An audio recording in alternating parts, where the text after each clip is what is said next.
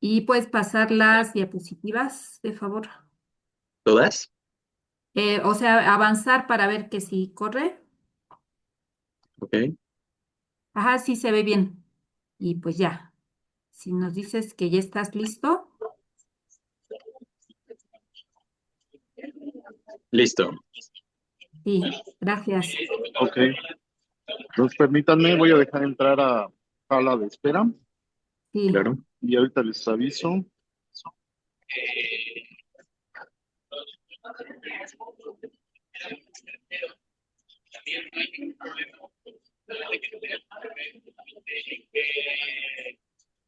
Listo. sí, gracias. Bueno, buenas tardes a todos. Bienvenidos nuevamente a este seminario de la Unidad de Bioingeniería.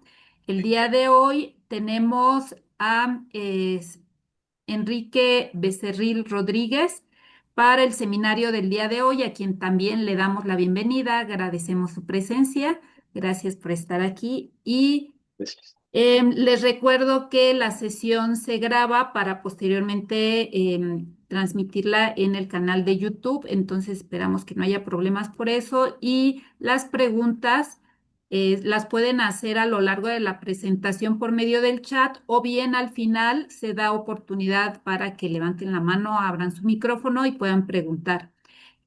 Pues agradecemos, como siempre, la colaboración de los coordinadores que hacen posible este seminario, a los doctores Fausto Calderas, Emilio Herrera, a las doctoras Lupita Sánchez, Catalina Soriano, Linda Verónica, Alejandra Chávez, Margarita Cantú, así como a los doctores Enrique García y al doctor Joaquín Flores.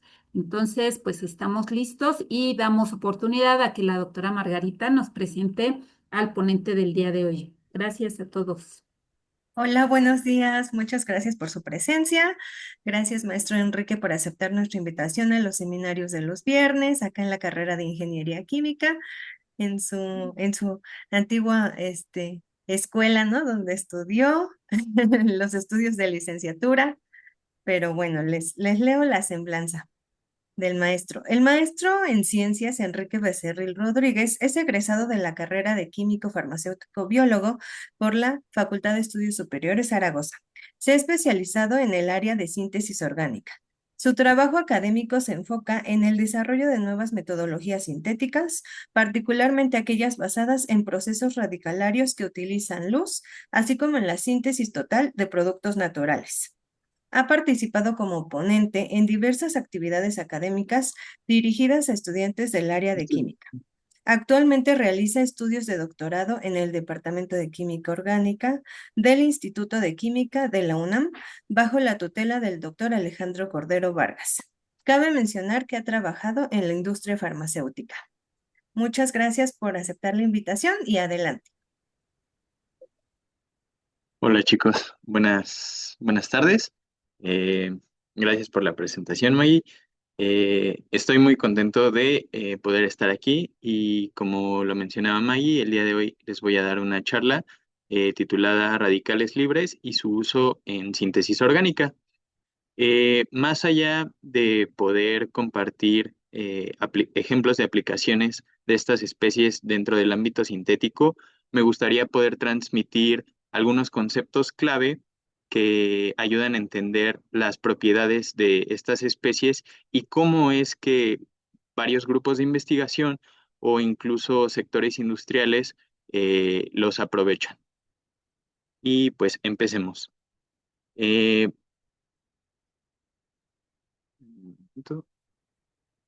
Los radicales no siempre fueron amigos de los químicos.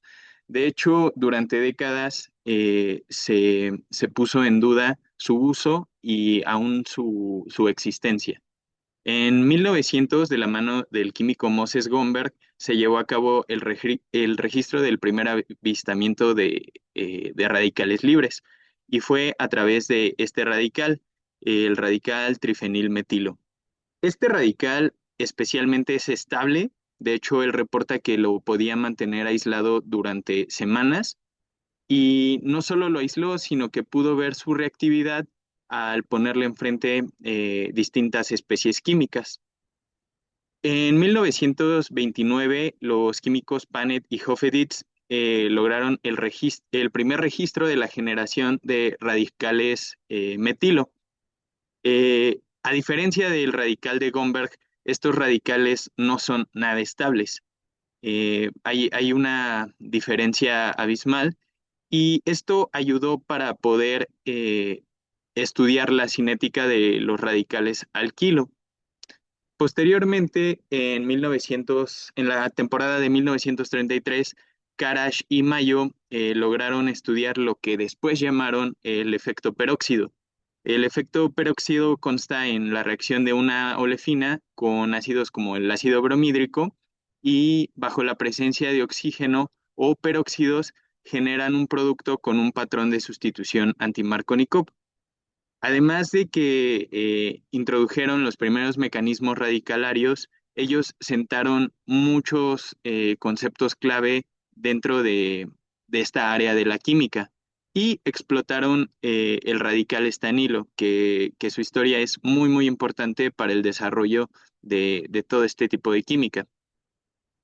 En 1938, ocurrió uno de los mayores casos de serendipia en la química, y es que fue el descubrimiento del teflón, una historia graciosa, ya que los investigadores de estos laboratorios, al intentar vaciar un tanque de hexafluoroetileno, no lograron vaciar nada. Sin embargo, no desecharon este tanque, lo pesaron, vieron que tenía el mismo peso y decidieron abrirlo. Al abrirlo encontraron un material gris, estudiaron las propiedades de este material gris y vieron que era resistente ante la corrosión de ácidos, de bases y de oxidantes. Esto era justamente lo que se necesitaba para que en 1945 un material pudiera soportar un componente superoxidante como lo es el hexafluoruro de uranio, componente básico dentro de la bomba atómica. Es importante recalcar que hasta 1938 se comenzaron a adecuar todas estas teorías de química ante los radicales. Sin embargo, había muchos sectores que despreciaban su uso o su existencia, porque como tal, todos estos descubrimientos tenían como el conocimiento empírico indirecto de la existencia de estos radicales. Sin embargo, no tenían la evidencia analítica de su existencia. Fue hasta 1944 que se inventó la resonancia paramagnética y se pudo comprobar la existencia de estas especies. Como podemos ver, los radicales han impactado bastante dentro de la historia y en la actualidad se busca el desarrollo de metodologías más sustentables para la generación de estas reacciones. Y bueno, aunque no lo creamos o no lo hayamos visto, los radicales se han metido a nuestra casa y varios sectores industriales hacen uso de ellos. Por ejemplo, en la industria alimenticia utilizan componentes como el butilhidroxido anisol. Esta familia son antioxidantes sintéticos o antioxidantes naturales, como lo es el ácido ascórbico o los derivados de tacoferoles, ¿no? Eh, Todos estos se utilizan para evitar la rancidez de ácidos grasos que componen, por ejemplo, el pan o aceites que ocupamos en la casa. También los radicales se han metido en la industria de materiales y es que se utilizan, por ejemplo, para procesos de polimerización, en la obtención de caucho o de este material que es bastante útil, ¿no? El plexiglas, un suplemento del vidrio o un material que puede suplir al vidrio, e inclusive para la fabricación de aislantes térmicos, como lo es el poliestireno. Otro sector de relevancia en donde se aplican los radicales es la industria ambiental. En este sector los radicales se pueden aplicar a través de la reacción de Fenton, en donde puede servir para dos cosas, o para remediación de aguas o como un primer paso de extracción de productos de valor agregado a partir de biomasa. Es importante recalcar que la reacción de Fenton no hace todo el trabajo, sino que va degradando varias cadenas para que después, a través de procesos enzimáticos, se puedan obtener estos productos de valor agregado. Y bueno, a todo esto, ¿qué son los radicales? Los radicales pertenecen a un grupo que llamamos intermediarios reactivos. Todos estos intermediarios reactivos son especies de alta energía y en ciertos casos y bajo condiciones establecidas pueden ser aislados. La importancia de conocer los intermediarios reactivos es que ellos dictan el mecanismo de la reacción y por ende el patrón de productos que obtendremos. Disculpen. Y bueno, como podemos ver, los intermediarios reactivos basados en carbono tenemos el carbanión, el carbocatión, eh, el carbeno y el radical libre. El radical libre es característico porque es una especie con un electrón desapareado, lo cual lo hace altamente reactivo y tienen tiempos de vida media menores a microsegundos. Entonces hay que saber aprovecharlos porque son muy transientes. No solo existen los radicales basados en carbono, sino existen en radicales basados en heteroátomos como nitrógeno, oxígeno, azufre, silicio o estaño, por decir algunos principales. Y pueden estar en distintas hibridaciones de los átomos. Pero, ¿por qué utilizar los radicales? Bueno, los radicales, al ser neutros, no sufren efectos de solvatación. Entonces, si no sufren efectos de solvatación, podemos utilizar diferentes disolventes para nuestra reacción, desde poco polares hasta muy polares. Podemos utilizar inclusive el agua como medio de reacción. Otra ventaja es que las reacciones radicalarias son compatibles con varios grupos funcionales. Esto quiere decir que no necesitamos protegerlos para poder implementar estos procesos. Los radicales igual tiene que ver con efectos de solvatación, pero también no sufren de impedimentos estéricos o factores estéricos que afectan normalmente a otros intermediarios reactivos. Entonces, no importa si son grupos voluminosos o grupos pequeños, van a poder reaccionar. Todo esto ayuda a aumentar la eficiencia sintética. Es por ello que este tipo de reacciones son tan importantes. Pero bueno, ahora que sabemos con qué tratamos y todas sus ventajas, vamos a entenderlos un poco más. En este esquema comparo un radical libre y un carbanión. El carbanión, por ejemplo, tiene dos pares de electrones y puede estabilizarse, por ejemplo, con grupos electroatractores que estén contiguos. Y esto es gracias a que puede aprovechar el... No sé si lo puedan ver como lo señalo. Bueno, puede aprovechar el orbital de antienlace como lo sugiero en el esquema rosado y así lograr una estabilización del sistema. Sin embargo, el carbanión no puede existir con grupos electrodonadores que estén contiguos a él. Sin embargo, los radicales pueden estar flanqueados por uno u otro especies de grupos y obtener estabilización a partir de ellos. En el esquema del lado izquierdo podemos ver cómo puede interaccionar, por ejemplo, con pares libres no enlazantes de algún oxígeno, de algún nitrógeno, en general de algún grupo electrodonador y generar un sistema más estable. Por el otro, puede interaccionar con orbitales de antienlace de algún grupo electroatractor y de nuevo estabilizar ese sistema. Esta ventaja puede ocurrir de manera conjunta, es decir, puede estar flanqueado por dos tipos de grupos funcionales, tanto electrodonadores como electroatractores, y a esto le llamamos el efecto captodativo. Este efecto estabiliza aún más al radical y este tipo de efectos estabilizantes dan pauta a que los radicales tengan un tipo de estabilidad llamada termodinámica. Esta estabilidad termodinámica nos va a permitir entender cómo se favorece la formación de estas especies. Eh, Hasta ahorita, como les he comentado, los radicales tienen un tiempo de vida media muy corto y se podría decir que son especies transientes. Sin embargo, existen radicales bastante estables. Este, por ejemplo, lo tenemos nosotros en el refrigerador. Puede existir bajo condiciones de temperatura y presión adecuadas.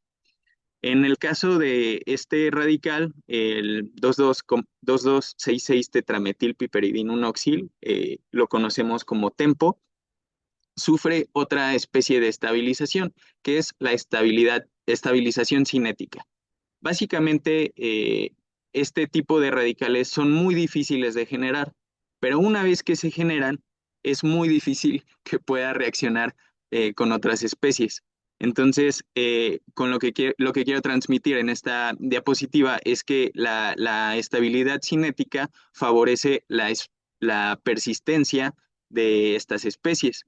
Como pueden ver, el radical, aparte de centrarse en un heteroátomo y poder tener la estabilización por los pares libres del nitrógeno, también se encuentra flanqueado por 4 metilos a su alrededor, por lo cual esos efectos estéricos aquí sí influyen para que no pueda reaccionar. Y bueno, en tanto a su estabilidad, podemos ver cómo se va favoreciendo mientras más sustituido esté el átomo en donde se encuentre. Podemos ver que los radicales en un carbono con hibridación sp2, como lo es este radical arílico, no son muy estables, ya que ese orbital en donde se encuentra el electrón desapareado está ortogonal a todo el sistema aromático. De igual manera, el radical vinílico. Pero ¿qué pasa con ese radical sp3? Al estar dentro de un ambiente sustituido, empiezan los efectos de hiperconjugación, ¿no? Esto quiere decir que se puede estabilizar con enlaces sigma adyacentes. Un radical en un orbital P puro da una mejor disposición para que se pueda estar estabilizando este radical por efectos de hiperconjugación. En tanto al bencílico y el alílico, aquí sí ya existe la conjugación con esos orbitales P. Y esto cuadra con las energías de disociación de enlace. Podemos ver que, por ejemplo, hacer la ruptura homolítica en el benceno cuesta alrededor de 111 kilocalorías por mol, mientras que, por ejemplo, hacer la ruptura homolítica de un hidrógeno del tolueno, de ese metilo del tolueno, baja hasta 85 kilocalorías por mol. Y esto es gracias a su estabilidad. Como lo comenté, los radicales centrados en carbono sufren estos efectos de estabilidad, ¿no? Podemos ver que en la parte de radical nucleofílico, el radical está siendo estabilizado por esos pares de electrones no enlazantes del oxígeno. Estos radicales, por ejemplo, tenderían a oxidarse y ese carbocatión lo podría eh, so- eh, solapar o estabilizar el oxígeno adyacente. Entonces, normalmente lo que buscaría esta especie radicalaria serían núcleos. Eh, Por el otro lado, tenemos un radical electrofílico, en donde tenemos la estabilización por el orbital de antienlace del carbonilo, y aquí normalmente sería más fácil que este radical se redujera hacia el carbanión y estos dos pares de electrones se pudieran conjugar con el sistema. Entonces esto es fundamental para ir viendo cómo es que reaccionan los radicales dentro de el mar de aplicaciones que podemos ver.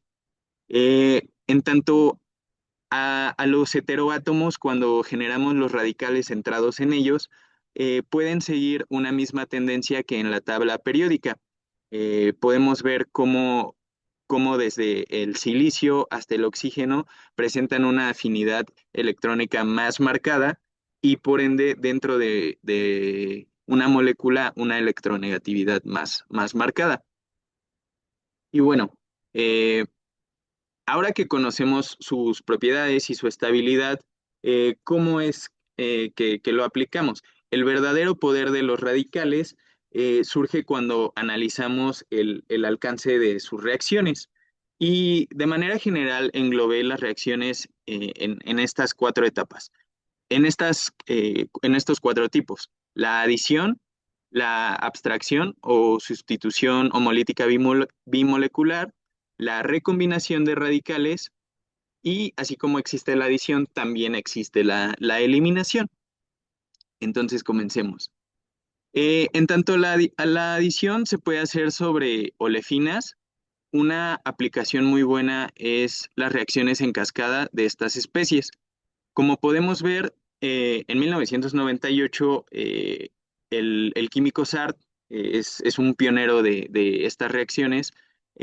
Sintetizó este producto natural llamado matrina a través de una cascada radicalaria. Lo que hizo la cascada radicalaria fue formar el esqueleto. Después de varios arreglos de grupos funcionales, llegaron al producto natural.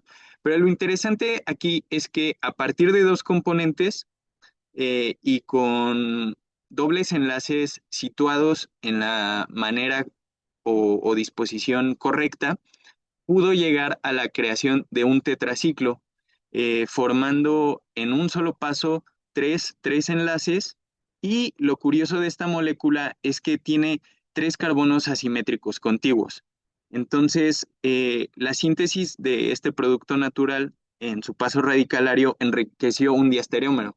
Entonces, eso es como muy importante, ¿sabes? ¿Saben? En un paso de reacción, hacer tantas cosas le da un valor agregado muy bueno. Pero los radicales no solo se pueden adicionar sobre dobles enlaces. Los radicales también se pueden adicionar sobre ciclos tensionados, se pueden adicionar sobre alquinos, algunas especies de grupos funcionales como el de aquí, el isonitrilo, o dobles enlaces que estén sustituidos tanto por grupos electrodonadores como grupos electroatractores. Otra de las aplicaciones importantes es la funcionalización de sistemas aromáticos. Esto es demasiado importante porque normalmente para poder sustituir un sistema aromático o necesitas condiciones muy drásticas o necesitas el uso de metales de transición. Entonces, el radical, al ser un intermediario de bastante energía, acorta la brecha para poder romper un sistema termodinámicamente estable, porque pues sí, se hace la adición sobre un enlace pi, pero no es cualquier enlace pi, en el ejemplo que les tengo de Miranda en el 2018. Posteriormente, podemos ver cómo los radicales nos ayudan a la remoción de grupos funcionales. En este caso, el doctor Cordero, en la publicación del 2021, logró remover y hacer uso de esta metodología radicalaria en reducir esa iodolactona que podemos ver a través del radical estanilo. Eh, los radicales no solo nos sirven para reducir enlaces carbono-halógeno, sino también nos sirven para remover otro tipo de grupos funcionales, como son el nitro, los alcoholes, aminas e incluso los ácidos carboxílicos. ¿Cuál es el punto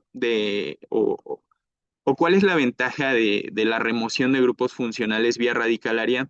Es que, por ejemplo, en este ejemplo de la iodolactona, ustedes tendrían que hacer la sustitución quizás por algún grupo hidroxilo, después oxidar ese grupo hidroxilo hacia el carbonilo y aplicar alguna metodología como una reacción de Clemmensen. Sin embargo, ya fueron tres etapas ahí.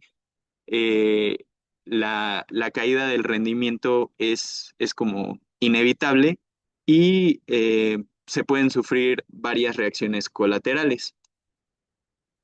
Los radicales también nos ayudan a reacciones de recombinación. Estas reacciones son especialmente difíciles. ¿Por qué? Porque en esta tabla les presento algunas constantes de reacción en diferentes tipos de reacciones radicalarias y pueden ver que su orden es muy alto. Si el orden de reacción lo asociamos al tiempo de vida media, por ejemplo, de radicales transientes, quiere decir que así como se van difundiendo sobre el seno de la reacción, van interaccionando. Entonces, el que se encuentren dos radicales y se recombinen es muy poco probable. En este caso, en una publicación del doctor Macmillan, en el 2024 utilizaron el níquel, un metal abundante, barato y poco tóxico para poder hacer esta recombinación radicalaria, ¿no? Atrapa los radicales y los junta. Algo importante de aquí es que parte de materias primas muy baratas como lo son los alcoholes. Posteriormente podemos ver ejemplos de reacciones de eliminación, como reacciones de alquenilación. Aquí el radical que se encontraba en la piperidina se adiciona sobre el sistema aromático, el sistema vinílico, y posteriormente se da una eliminación para poder instalar un doble enlace, ¿no? Y hacemos la unión sobre un carbono sp3 y sp2. Esto es muy bueno, pero la eliminación no solo se usa, por ejemplo, para poder fragmentar y utilizar y generar dobles enlaces, se utiliza para poder lograr la expansión y contracción de anillos. En estos dos ejemplos, en 1995, les sombreo de color como dorado el grupo carbonilo. Aquí este grupo carbonilo debe de sufrir una reducción generando un radical en el carbono del grupo carbonilo. El enlace sombreado en verde es el que va a sufrir la fragmentación para poder después generar un doble enlace a partir de la eliminación del grupo OH que vemos en el precursor. En 1917, en este ejemplo de Newhouse y Maimone, podemos ver que a partir de ese alqueno y su reducción, vamos a obtener un radical terciario, que como ya lo habíamos platicado, es el radical más estable. A partir de una serie de adiciones, creación de ciclos tensionados, vamos a llegar a una fragmentación que nos permita la contracción de este sistema, de anillos de este sistema. Pero bueno, ya sabemos cómo funcionan los radicales, cómo es que se aplican en las reacciones, pero cómo se generan los radicales. Hay varias vías, las más utilizadas son la termólisis y la transferencia monoelectrónica. En tanto a la termólisis, utilizamos una especie de reactivos denominadas iniciadores radicalarios. Los iniciadores radicalarios tienen la característica de tener algunos enlaces débiles, como lo es en el caso de este peróxido de dicumilo, el enlace oxígeno-oxígeno presenta una energía de enlace de 30 kilocalorías sobre mol, por lo que a una temperatura de 130 grados podemos lograr la ruptura homolítica. Y como lo ven a través de las flechas en la secuencia de reacción, se generarían dos radicales arílicos y dos cetonas. Lo importante de estas reacciones es que no son reversibles, ya que están favorecidas por un factor entrópico, ¿no? Por ejemplo, en el caso del segundo ejemplo, el azo bis isobutyronitrilo, aquí el punto es que el factor entrópico permite generar nitrógeno y el nitrógeno es muy difícil que pueda volver para generar el precursor. Es importante, estos iniciadores radicalarios se utilizan en cantidades subestequiométricas, pero también podemos generar radicales a partir de transferencia monoelectrónica y para ello utilizamos los metales. Por ejemplo, en esta reacción con titanio se utiliza al zinc como un correductor para generar la especie de titanio 2. El titanio 2 se coordina con estas dos cetonas y reduce ese doble enlace del carbonilo, generando un radical terciario y aparte estabilizado por el oxígeno. En el caso de abajo es una reacción que supongo que la vieron durante sus licenciaturas, es la reacción de Birch, en donde el sodio, bajo las condiciones de amoníaco a menos 77 grados Celsius, logra donar ese electrón y generar el radical anión. Y estos radicales ya después empiezan a ser de las suyas o reaccionar en el sentido de que siguen las reacciones que ya les demostré. En este video les pongo un ejemplo de de una reacción tipo Birch. Podemos ver cómo se añade el sodio y empieza a haber una coloración azul. Esto es gracias a los efectos electrónicos que tiene este radical anión. Y bueno, como en esta diapositiva eh, les voy a ir detallando unas reacciones radicalarias simples, pero en donde vamos a poder abordar todos los conceptos que ya vimos. Y por ejemplo, en esta halogenación de alquenos, podemos ver que se utiliza un perácido y luz para poder generar el primer radical. Se inició a partir del peróxido de benzoilo y este radical carboxílico lo que va a hacer es abstraer un hidrógeno del ácido bromhídrico. ¿Por qué? Porque con ello va a poder generar una especie bastante estable, como lo es el ácido benzoico. Después de ello se genera el radical centrado en bromo, y este radical, como podemos ver su disposición del bromo en la tabla periódica, prefiere los electrones. Entonces lo que va a hacer es reaccionar con una olefina rica son los dobles enlaces ricos en electrones y generar este radical terciario. El radical terciario porque es el intermediario reactivo más estabilizado. Un radical terciario tiende a ser una especie nucleofílica y por eso ataca al hidrógeno, ya que es el núcleo al que puede tener más acceso. Y esta etapa de la reacción se llama propagación, que consta de dos pasos, ¿no? De la adición y abstracción. Este paso se repite muchas veces hasta llegar a la terminación o recombinación, en donde culmina la reacción radicalaria. Cabe destacar que el paso de propagación es lo que más se utiliza dentro de la industria de materiales. Y es que es así como se puede llegar a la polimerización. Este proceso es un proceso en cadena, pero también existen procesos no en cadena.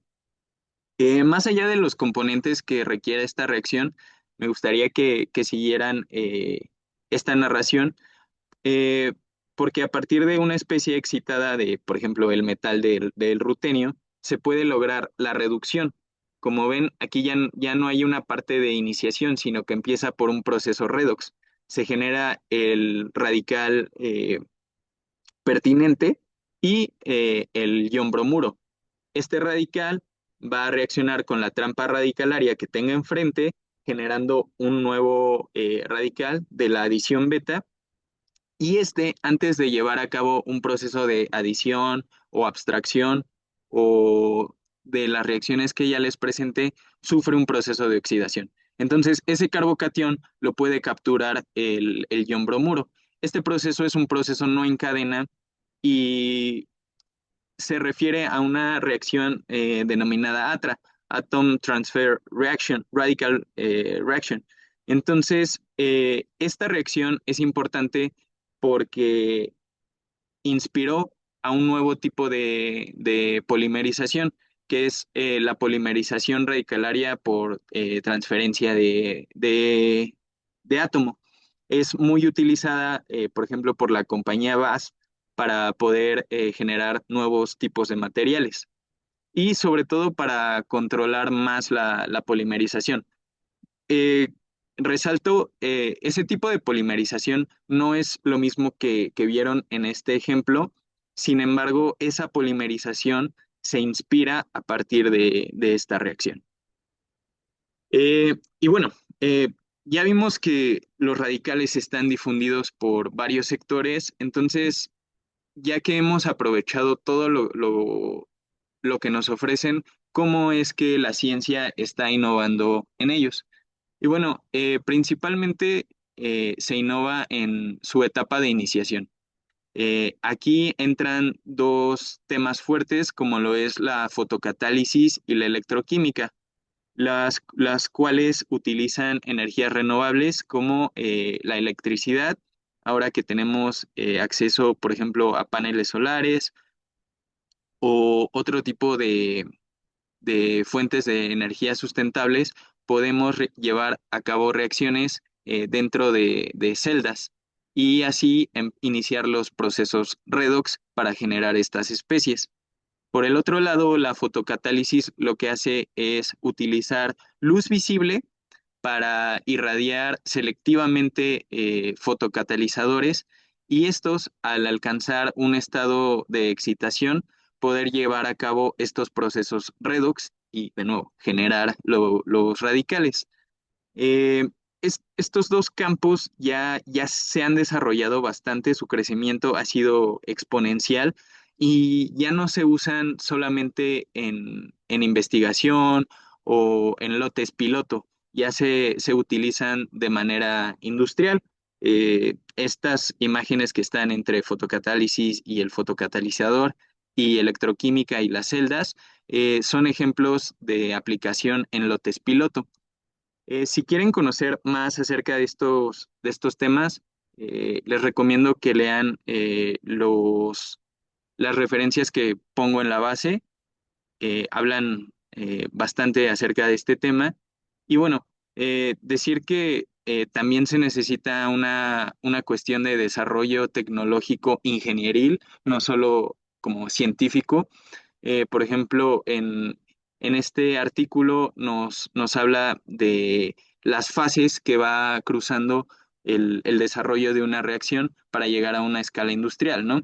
En laboratorios quizás de ciencia básica nos dedicamos a, a que la reactividad cuadre con el producto que necesitamos, a la selección de bases, de ácidos, de componentes de la reacción para, para poder aumentar el rendimiento, problemas de precipitación, pero una vez que ya tenemos las condiciones optimizadas, cuando se necesita pasar a una fase, por ejemplo, de estudios de toxicología, se necesita más cantidad de compuestos, por lo cual escalamos de una parte de 1 gramo a 100 gramos quizás, y nos encontramos, por ejemplo, contra factores de radiación que no podemos controlar.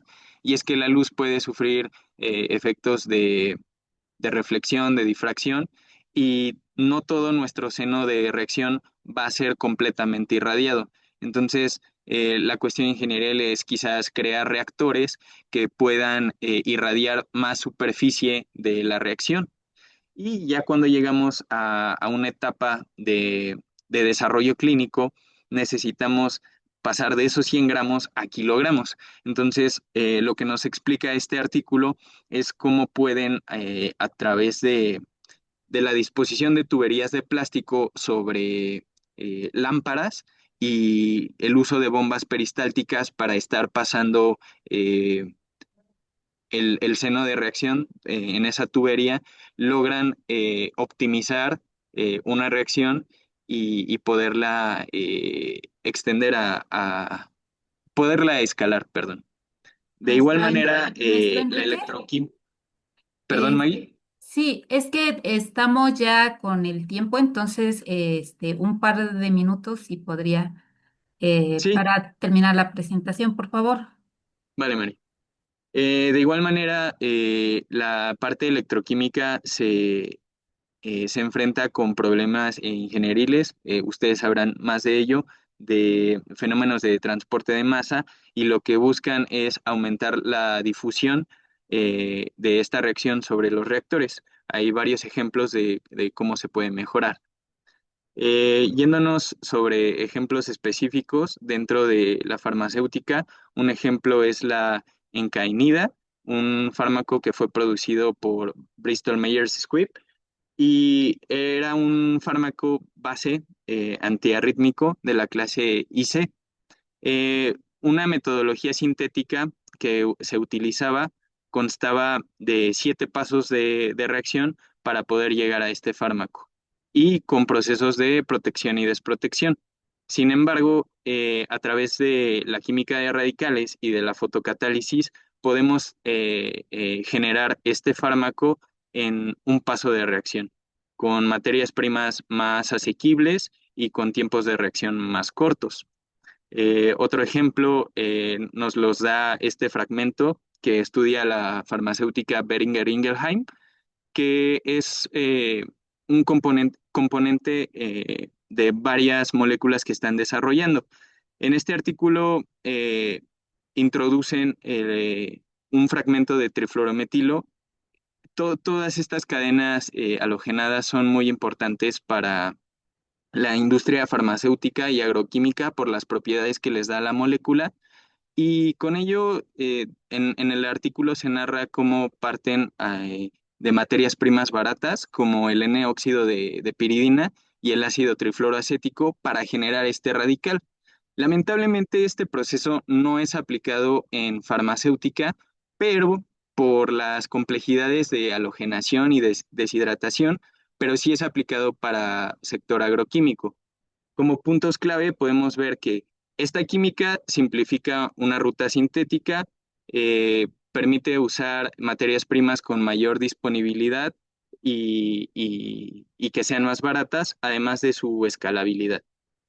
Eh, un, un par de ejemplos más, no solo para el ámbito sintético, sino para abordar estrategias de remediación, es, por ejemplo, el poliestireno, un contaminante. Reisner en 2022 desarrolló una metodología que a partir de fluorenonas, un fotocatalizador barato, logra remover ese hidrógeno que les marco para generar el radical centrado en carbono, un radical bencílico, y en la presencia del oxígeno va a sufrir la recombinación y después una fragmentación. Y es así como se va rompiendo el polímero. ¿Cuál es lo importante de esto? Se hacen 20 horas, condiciones de atmósfera ambiente, 50 grados, los fotocatalizadores son baratos, la luz visible es accesible, se puede escalar este proceso y por último genera 40% de ácido benzoico, un producto de valor agregado. Por otro lado, las reacciones radicalarias nos pueden ayudar a eliminar fragmentos recalcitrantes o moléculas recalcitrantes del agua. Marín en 2021 logró implementar el tetracetato de riboflavina, realmente una molécula muy, muy barata, para poder llegar a los productos de fotodegradación de la carbamazepina y el atenolol, que son moléculas recalcitrantes dentro del ambiente acuoso. Esto lo llevó a cabo en 2 horas a temperatura ambiente con una materia prima demasiado barata, la riboflavina, y estos productos de fotodegradación son más fáciles de degradar por una vía biológica. Y pues nada, como conclusiones, podemos ver que los radicales han revolucionado toda, todo el ámbito de química y química inorgánica han permitido acceder a técnicas analíticas eh, más específicas. Eh, Podemos controlar estas especies si conocemos sus principios, se pueden generar y se pueden aprovechar, son parte de la innovación que hay en ciencia básica y también en sectores tecnológicos. Y pues nada, que no solo sirven para la síntesis, ¿no? Sino que se aplican en sectores de materiales, procesos ambientales. Y me gustaría culminar con esta frase que dice, la química radicalaria no es una alternativa exótica, sino una herramienta estratégica para la síntesis y la innovación tecnológica. Por último, les hago una invitación, si es que están dispuestos o atraídos para colaborar con nuestro grupo de investigación liderado por el doctor Alejandro Cordero. Nosotros nos dedicamos a emplear este tipo de reacciones eh, para poder obtener nuevas metodologías y algunos productos naturales. Y eso es todo, Mari. Lamento la demora. Sí, gracias al maestro Enrique. Tenemos ya la mano levantada del doctor Edson. Entonces, aprovechando adelante, doctor Edson.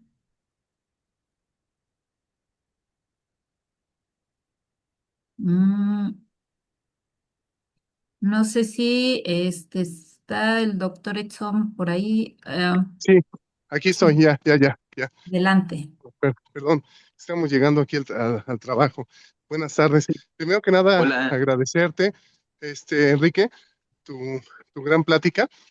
Sobre todo que a mí me gustaba mucho la química orgánica, se me hacía así un reto las reacciones y lo veía así como matemáticas. Una pregunta, ¿qué necesitamos para acoplar lo que se llama lo multidisciplinario? A mí me interesa. Híjole, Sí, creo creo que que se perdió un se poco la congeló. conexión. Si quieres que, pues, que escriba la pregunta, no sé si le hagamos fácil. O vamos avanzando con la Entonces, doctora. Ah, Ah, ya está ya. de regreso. Adelante, doctor Edson. Es que se nos cortó aquí el audio. Ya no te escuchamos. Creo que sigue sin escucharnos. Pasamos a la pregunta de la doctora Catalina. Adelante, doctora. Sí, muchas gracias. Muchas gracias, maestro, por su presentación, muy interesante. Yo sí tengo varias Gracias. dudas, pero para dar pie a los demás compañeros, tengo dos preguntas. La primera es, que son dos cosas, pero la misma. Ajá. Primera es, usted habló de radicales neutros y luego de que se solvataban y no tienen un efecto de solvatación. ¿Cómo siguen eso experimentalmente o cómo ustedes pueden concluir o hacer esos comentarios o ese comportamiento? ¿Cómo hacen el seguimiento? Ah, claro. Pues, por ejemplo, otros intermediarios químicos como los carbocationes necesitan condiciones bastante ácidas, polares, eh, eh, próticas no, bueno, solamente polares para poder generarlos.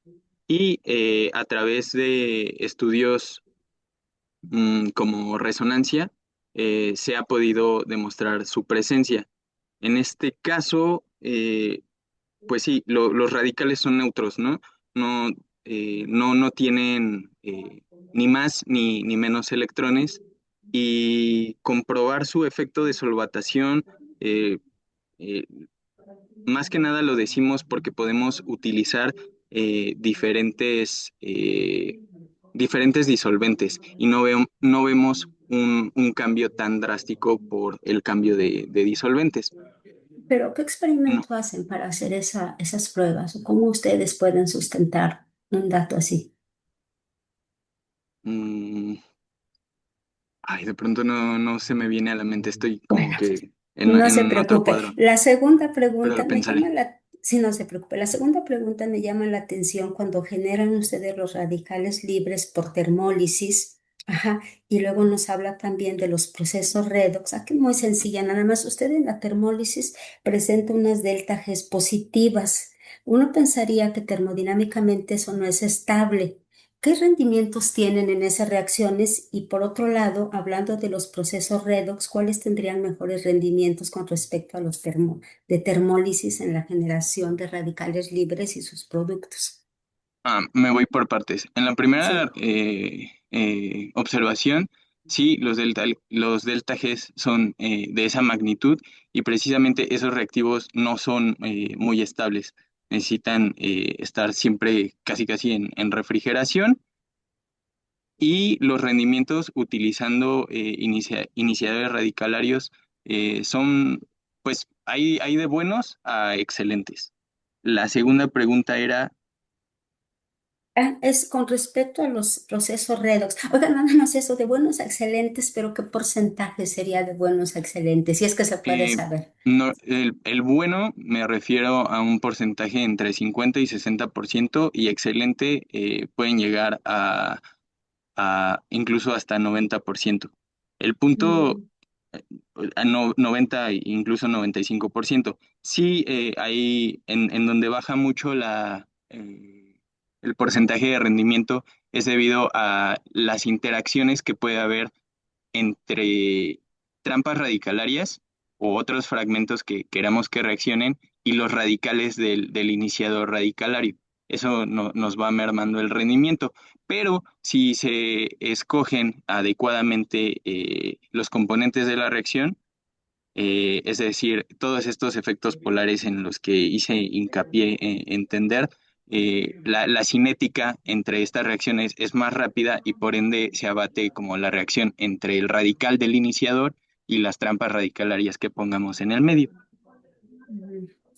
Interesante. Y acá la última era con respecto a los radicales que generan por termólisis y en los procesos redox. ¿Hay alguna Ah, diferencia en los procesos a la hora de tener los rendimientos? ¿Que tengan mejores rendimientos? eh, Justo en los procesos redox aumentan los rendimientos. Es por esta parte de que no hay reacciones colaterales entre los radicales del iniciador y otros componentes de la reacción. Eh, las reacciones redox son más fáciles de purificar. De hecho, actualmente dentro de mi proyecto hago esa comparación en uno de los pasos de la síntesis total. Son más fáciles de purificar y pueden generar rendimientos similares o mayores que usando iniciadores radicalarios. Muchas gracias. Gracias, doctor.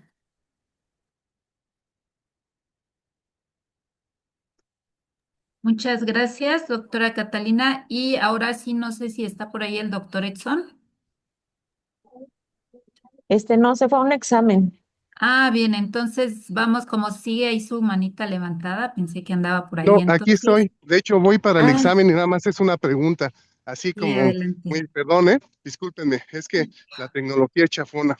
Aparte, está en la moda los Terian y arriba los Terian, ¿no? Entonces, bueno, este, una pregunta, Enrique, fíjate que yo cuando estudié orgánica me apasionó mucho. Yo soy matemático. Me encantó la Entiendo. orgánica. De veras que se me hace como hacer una demostración. Pero yo veo que los chavos, en general, la gente le tiene miedo a la orgánica.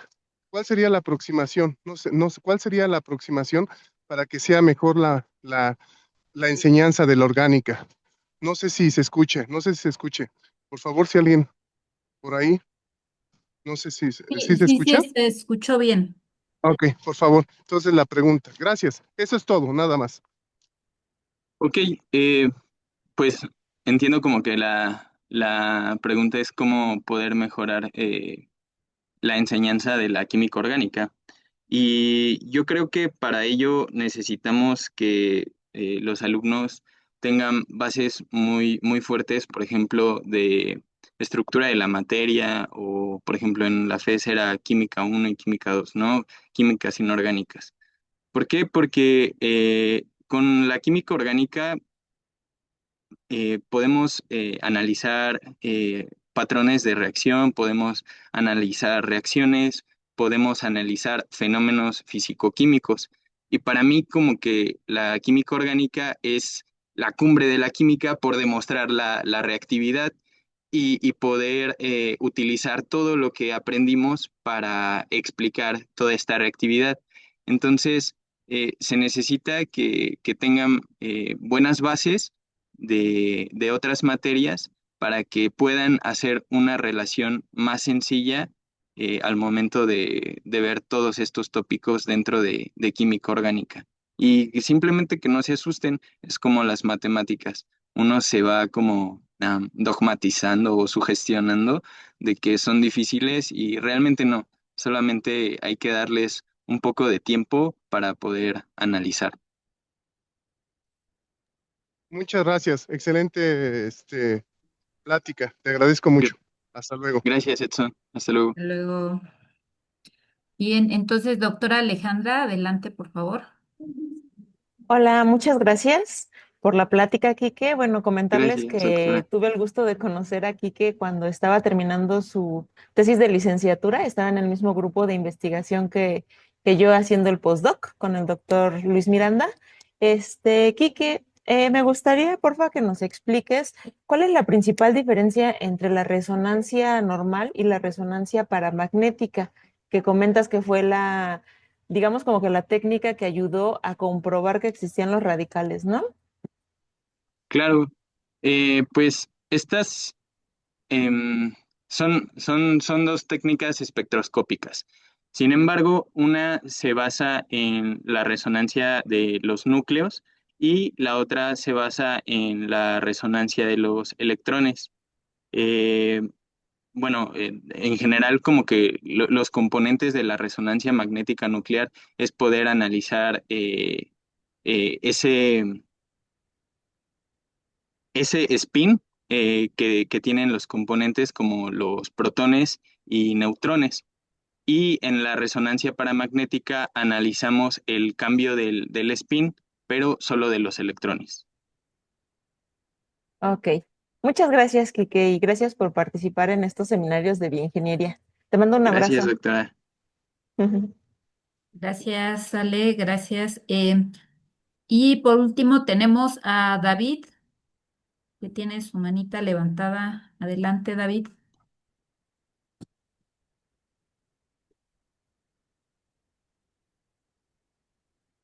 Creo que ya no. Ah, había una respuesta para la ¿Sí? primera duda en donde nos decían cómo comprobamos que no hay efectos de solvatación. Quizás sea como un poco, ha estado como incorrecto mi forma de hablar. No sufren de la misma manera los efectos de solvatación. Sí pueden sufrir efectos de solvatación, sobre todo porque también existen radicales cationes y radicales aniones.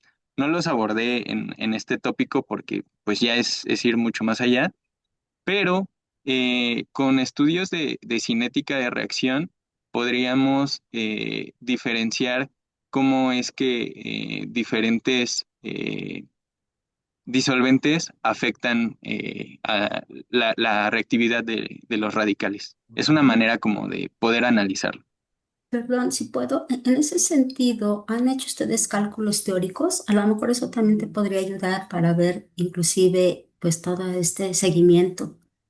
Sí, de hecho, bueno, nosotros no hemos hecho cálculos teóricos, sí nos puede ayudar, sin embargo, aún se siguen como desarrollando todos estos paquetes que ayudan a hacer los cálculos teóricos para los radicales, porque no son tan comunes. Por otro lado, no hemos desarrollado tampoco estudios de cinética, sino que este concepto de que no sufren efectos de solvatación es como un defecto que traemos por literatura, ¿no? En muchos libros de radicales libres y su uso dentro de síntesis orgánica se, se menciona este efecto. Sin embargo, ya si nos ponemos en una cuestión más fina, es incorrecto decir que no sufren efectos de solvatación. es mejor dicho decir, perdón, no sé si lo diga de la manera correcta, que los efectos de solvatación impactan de menor manera en estos intermediarios reactivos. Gracias. Sí, Y gracias. Y bueno, entonces en ese caso, por último, tenemos a la doctora Margarita. Adelante, Maggie. Buenas tardes. Bueno, nada más para felicitar al maestro Enrique por su presentación. Muchas gracias porque sí le dedicó bastante tiempo en la preparación y de explicarlo desde lo más sencillo y acercándonos, ¿no? A los radicales y hasta la forma más compleja, ¿no? Que en el nuevo plan de estudios ya se están manejando los temas de electroquímica ya para ingenieros. Y bueno, muy bien. fotocatálisis todavía no, pero pues hacemos investigación queremos hacer investigación en ese sentido, ¿no? Con bueno, el doctor David Atahualpa con fotocatálisis, yo con organocatálisis. También hacer el comentario de que me gustó mucho ese acercamiento con la ingeniería química de lo que hablabas de la química de flujo, ¿no? Como dijiste, envolver Claro, la lámpara con una tubería de tubería de plástico. plástico altamente, bueno, que es inerte, que es específica para hacer química, ¿no? Que bueno, abundar más en ese tema ya sería otro seminario, ¿no? La química de flujo, pero sí es un acercamiento como para diseñar, ahí se veía muy chiquito, pero ahí se veía cómo están las jeringas unidas a a las mangueras y cómo puede uno programar, bueno, no uno, pero alguien puede programar cuántos mililitros pueden entrar en cierto periodo de tiempo, qué reactivo va primero, el reactivo A, una vez que se agota ya va el reactivo B, todo va reaccionando en la tubería, ya después sale, se purifica, etcétera. No, pues la verdad a mí me encantó la presentación y sobre todo por la complejidad del final. Muchísimas gracias. Gracias. Gracias. Y ahora sí, el doctor David, sí está por ahí. Hola, Kike, aquí Adelante. ando con un poquito de mala señal, pero quisiera preguntarte, entonces, ¿existen los radicales electrofílicos y los radicales nucleofílicos? Claro, quizás a veces dentro de la reacción de los libros de estas reacciones podríamos pensar que el radical electrofílico no va a reaccionar con una doble ligadura electrofílica. Siempre va a haber un tipo de reacción, sin embargo, su preferencia no es muy afín. No sé si por ahí va la pregunta.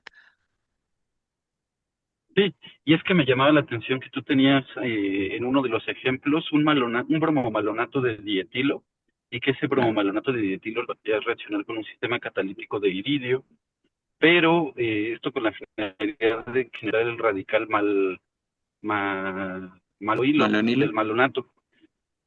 Malonilo.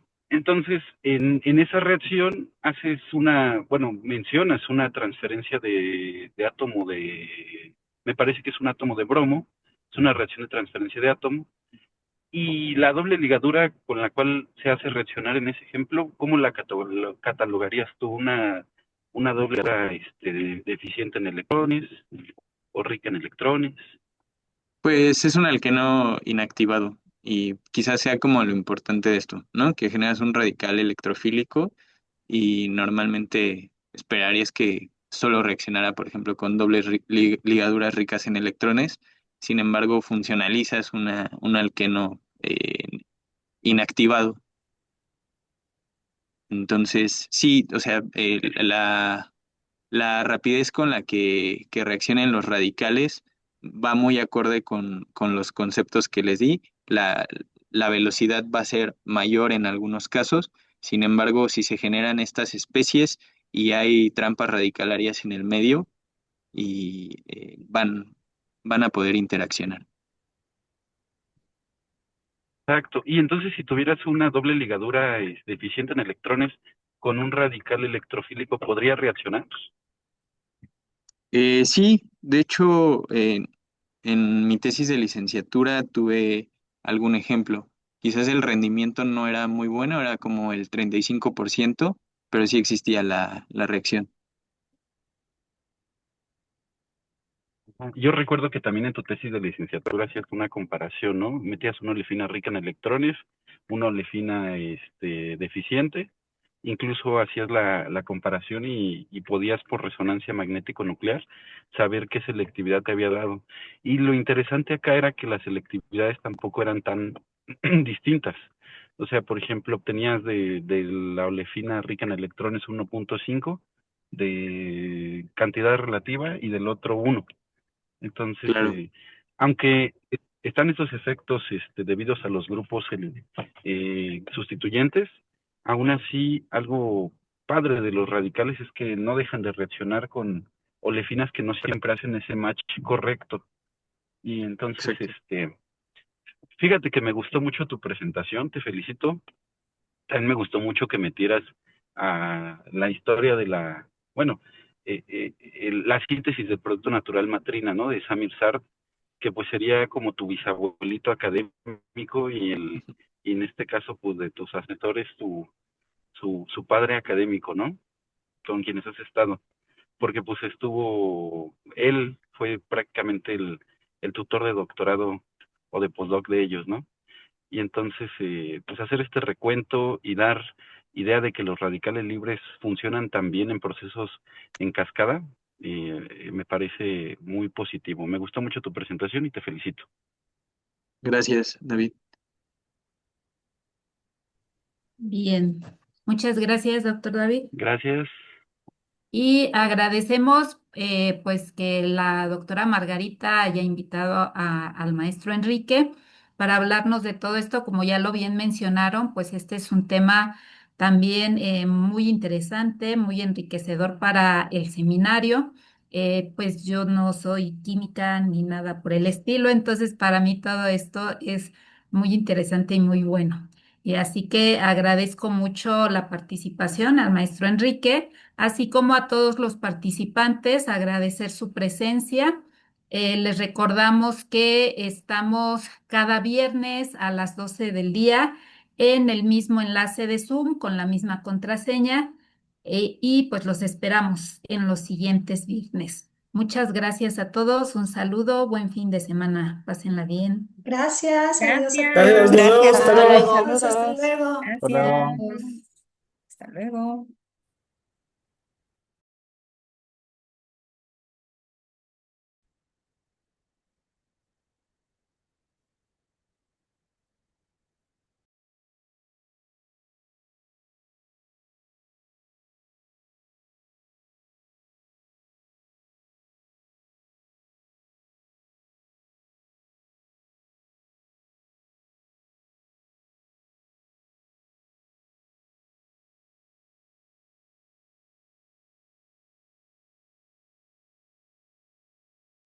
Hola, se me fue el internet, pero ya terminó el seminario. Bien.